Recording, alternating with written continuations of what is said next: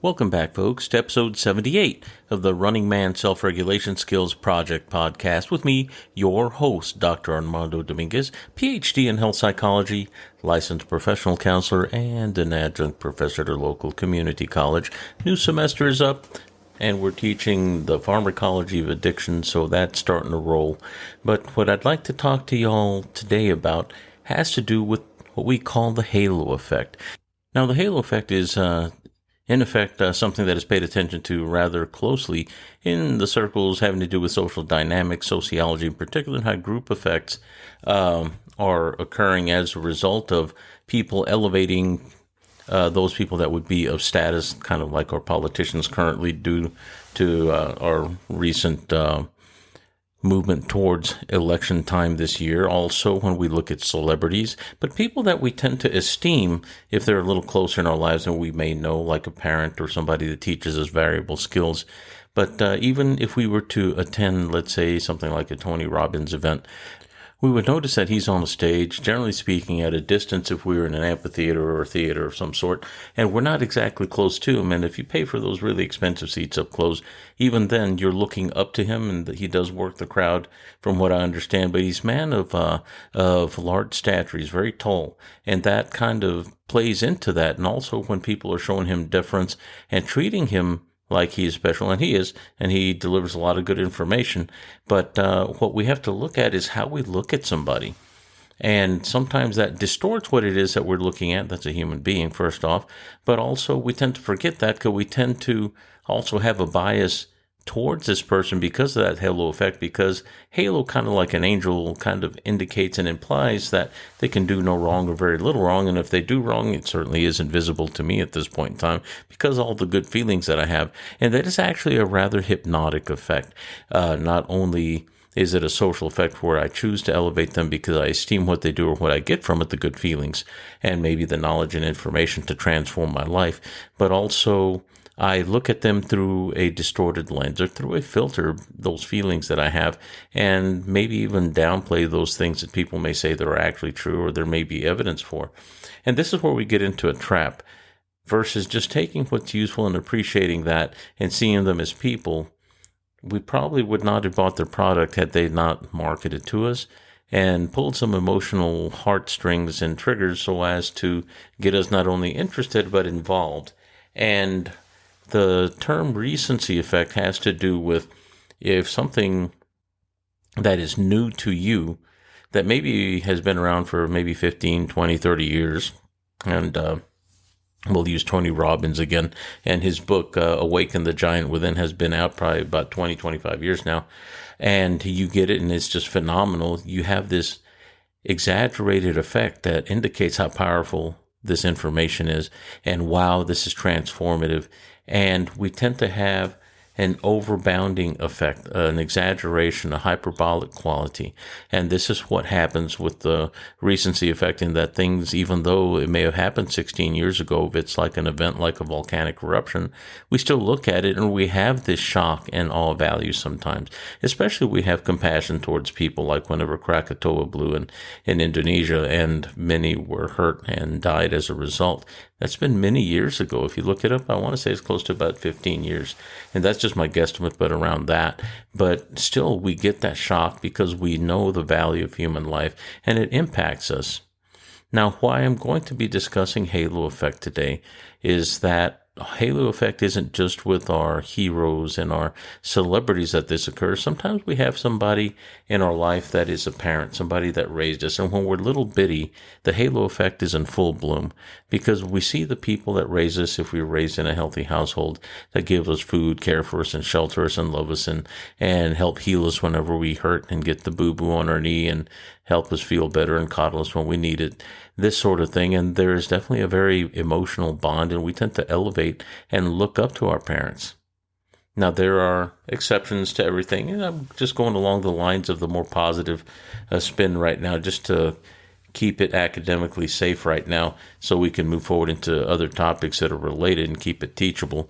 But generally speaking, whenever they get older and we get older and we realize the responsibility of, let's say, going to work, earning a living and paying for your own car insurance and maybe raising your own kids, you realize that your parents often were doing the best that they could, and sometimes they could have done better. They may not have done as well, or maybe we realize where the shortcomings were.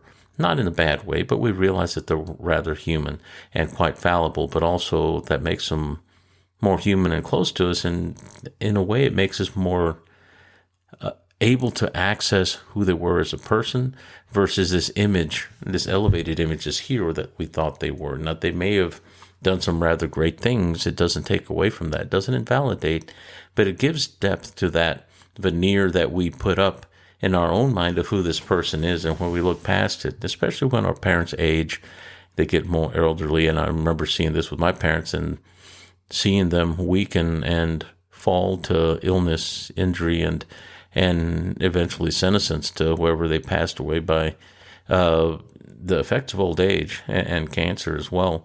It shifts you. And I remember having thoughts whenever my last living parent passed, my mom passed after my dad did.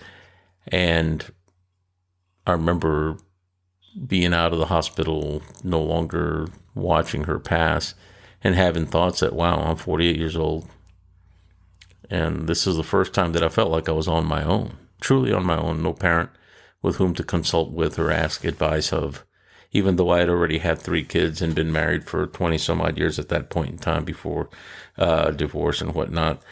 All these things I was wondering about. I no longer had someone that was going to love me like my mom or cared for me and help me like my dad.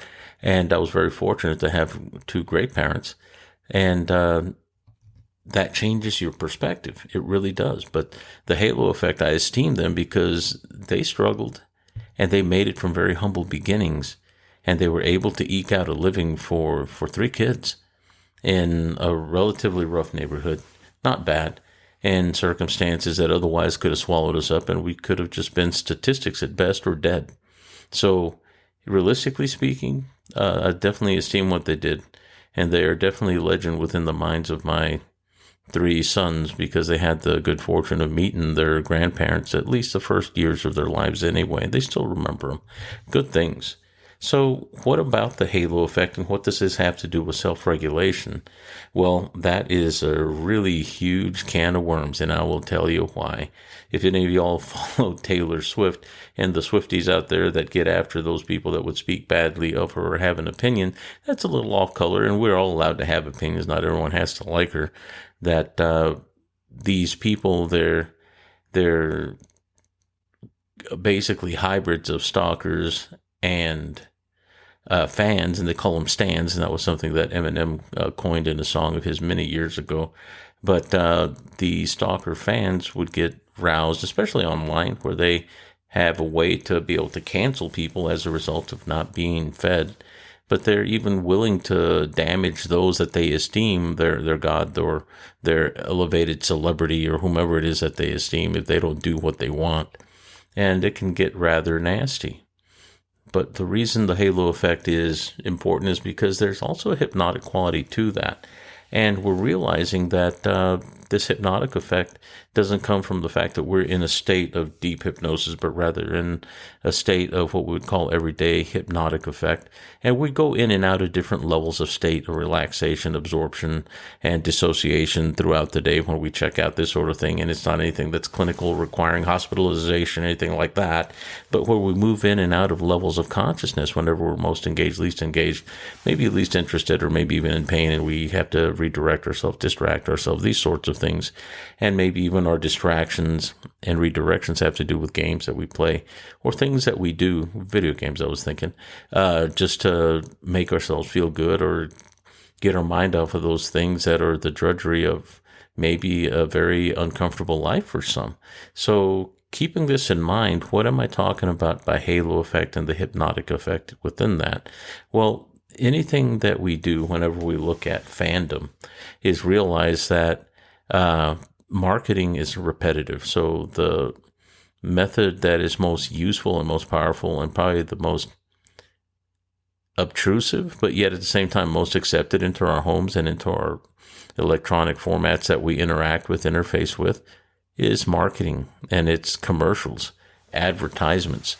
And Edward Bernays, rather, not Albert, nephew of Freud, progenitor of our psychology as we knew it, psychodynamic psychology, used these tools of psychology to manipulate the masses in Costa Rica to overthrow a non-communist government by lie and subterfuge. And this was around Nixon's time, late 60s, early 70s, and also used it to market and develop a new market of women in the early 1900s to get them to buy cigarettes. And they called them freedom torches, so that way they could buy into that patriotic quality and strengthening women. And this is around the time that women started going into the workplace and supporting. This is before World War II, mind you. This was about era of World War I-ish, maybe a little earlier. And they were pushing these ideas of consumption of goods to make more money on the back end, of course, for the companies, but by manipulating the masses and letting them know that they were gaining a benefit somehow. Even doctors at some point said that cigarettes were healthy for you, but by repetition, but also by social contagion. That was another hypnotic effect, because we are wired to belong to part of the group that created this huge upsurge in consumerism. And we were being conditioned to be consumers, but also even our education system is one that was developed to encourage people to be able to follow instructions and to be willing to learn and listen and to be, I don't want to say docile, but that's close enough to it, and not be always against the common expectation, the social expectation, so that way we could move into industry and start growing industry and making money and earning and providing the textiles we needed for the industries that we were growing, especially in the United States, where we're moving our population more so from the East Coast towards the West and filling in the breadbasket of the United States as well, and the Midwest and the northern regions. We were developing in all those areas, of course, overseas as well. But the idea is that we were being marketed to, and as a mass, we were being hypnotized in a sense, to say it unkindly.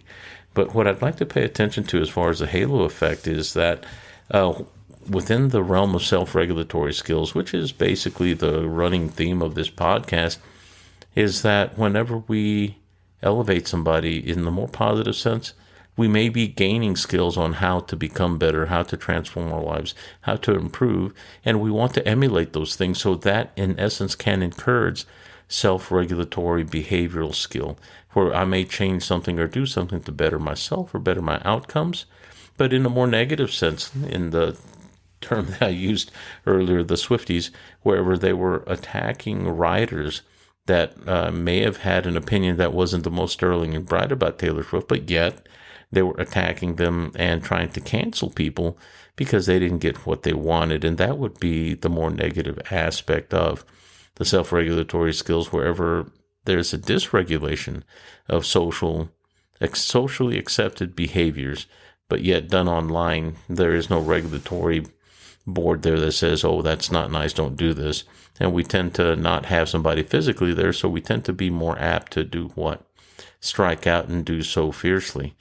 Even though, yes, they are words, the effects are believed, and therefore we have dysregulation on many fronts, where people start taking up arms and getting upset, getting offended, and they start uniting. The problem is these groups can often not only damage those that are their celebrity folks that they follow, but they can also damage the folks within their own groups just to get the agenda done. And that means that they're willing to eat their own young, which is a very paleo thing to think about, but also we're not so far from it. We're never so far from it. And yes, that is an absolute, but to think about it, we can't ever divest ourselves of our human nature. Now, what I'd like to tell you is that this idea on the halo effect, I got the inkling from reading this book. It was written by Miss Amanda Montell, and the book is called The Age of Magical Overthinking. Now, one of the things that she does argue for is the fact that we are in a society in which we do overthink things. But not only that, we tend to by our biases, not only overthink, but hijack it in a magical thinking sense, wherever we become deluded. And that can be problematic. Now, what is the big issue with overthinking? Well, we tend to be less effective and less efficient. We tend to overuse energy.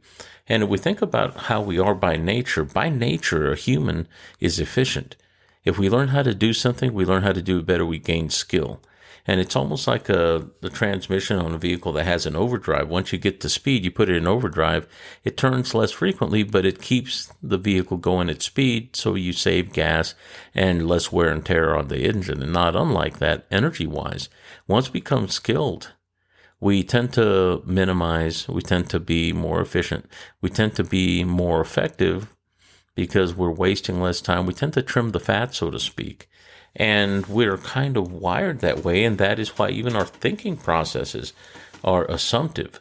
We tend to go by assumptions the way that things look like. Whenever things are moving really fast, we can't afford to be making deep, thought-out, processed, cognitive decisions, because that might get us killed if it has to do with our immediate safety. Sometimes we have to go by the averages because it comes on fast, and we got to run the risk of maybe getting out of there just by virtue of physicality and being able to twitch or jump or run or fight or get out of there, whatever it is that we do.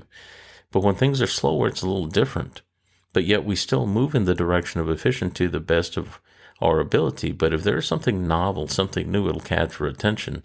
And that tends to eat up not only attention, but also energy. The more attentive we are and the more familiar we try to become with something that makes us feel good and that we like, we tend to expend a lot of extra energy. We become inefficient, and we are less effective initially until we become consciously competent, and then to the point of unconscious competence, to where now whatever competency I did develop, whether it be behavioral, physiological, even a thought process, we now have become efficient, and now it's hard to stop. Now let's think about things that are intrusive thoughts. And whenever we're thinking about celebrities, they've done studies where people are asked to think about the people that they really esteemed or liked. And there is something along the lines of what we'd call psychopathology that occurs whenever people really start liking a show and they obsess about it. They tend to ruminate on things. They think and rethink about things. We as humans tend to think a lot about ourselves, but whenever we think a lot about someone else, and it tends to intrude, even whenever we're the least wanting to think about it or most busy, or maybe whenever we're least busy, it just kind of pops up. It gives us something to do. That repetitive quality has given us a sense of this has happened often, so therefore it has some value, and it develops a sense of primacy within our mind, in that, okay, you need to be thinking about this because apparently you spend time on it and it makes you feel good. Almost kind of like eating and breathing. So if we keep this in mind, we realize that our mind tries to efficiently go to those things that give us that hedonic response that make us feel good, that give us that little dopamine rush that makes us feel better whenever we elicit that response or want to feel better. Now, that is a wonderful book, and I would encourage anyone to read it. Once again, the title of that is The Age of Magical Overthinking by Amanda Montell. I would encourage you to read it if you want to find out more about recency bias and also the halo effect in particular. And she is a great writer and definitely tells a good story, a great narrative, mind you. But definitely look that up. Now, what I wanted to discuss next has to do with the hypnotic part. And this is a study. It was done in Israel, and the Hippocampus Institute of Medical Hypnosis and Hypnoanalysis in Modin, Israel. And this is something that came down just recently, within the last year. I believe the study was done in 2023. And whenever I was looking at this, what they were talking about is somatosensory processing in hypnotherapy, mental access and somatosensory access.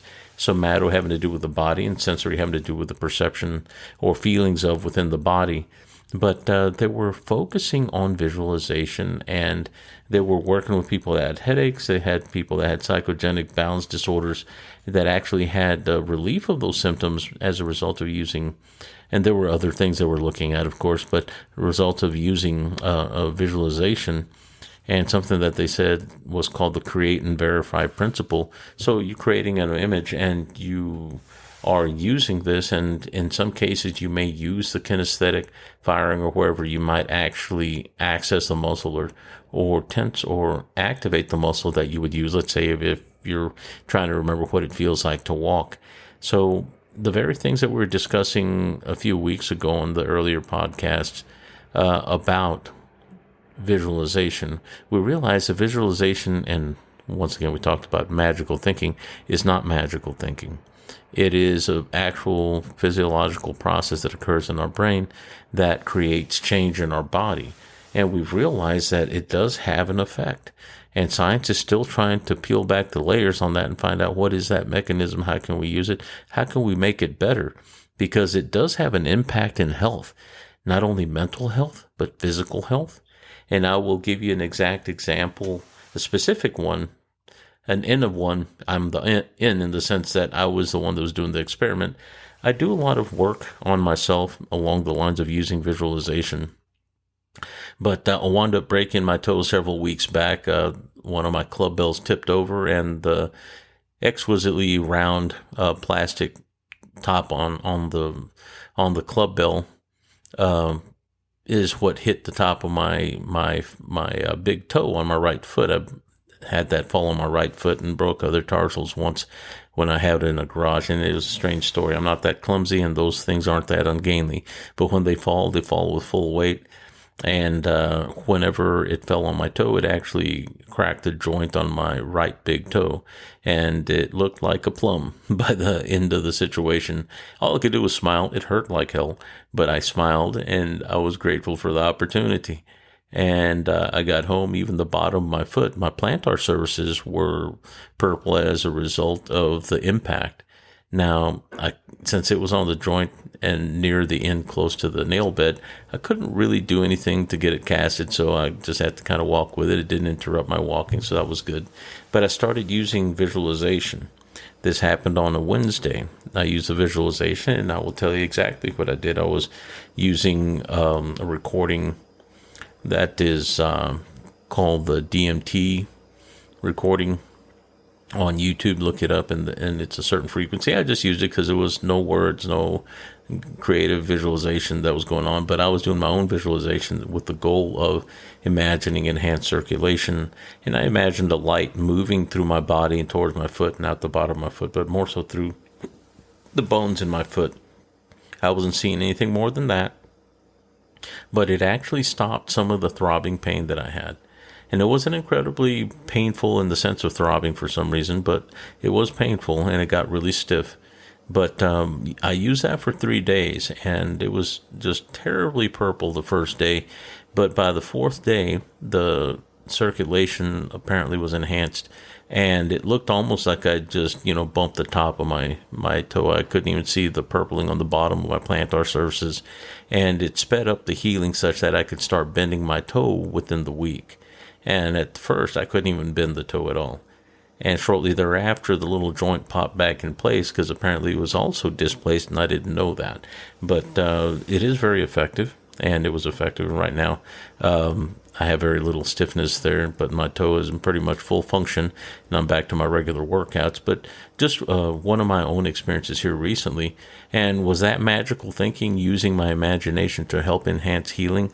I've had situations where healing is sped up, and I've had injuries where I required stitches, and the stitches had to be pulled out rather painfully because they told me that the wounds would close up faster than normal, and not exactly like Wolverine, but things to think about.